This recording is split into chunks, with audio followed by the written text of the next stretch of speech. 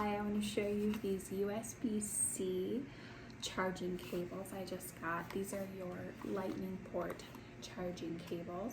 They have upgraded metal material and exclusive laser welding technology, making the connector of the charging cable not easy to break, which is a wonderful thing. It comes with some specific instructions in the box. You have the cable itself. So here is the USB-C, which is super fast charging.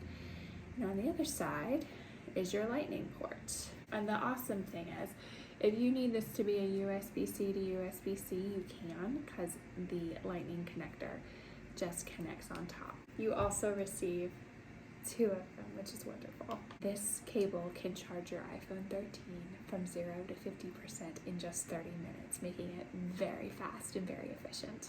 It is 2.5 times faster than a normal USB-A cable and can support data transfer speeds up to 480 megabytes. It supports fast charging for iPhone 13, 13 mini, 13 Pro, and 13 Pro Max, as well as the iPhone 12 series, the iPhone 11 series, and iPhone 8 and later up. It has 3.60 watt high-speed charging and an output power of up to 20 volts 3A.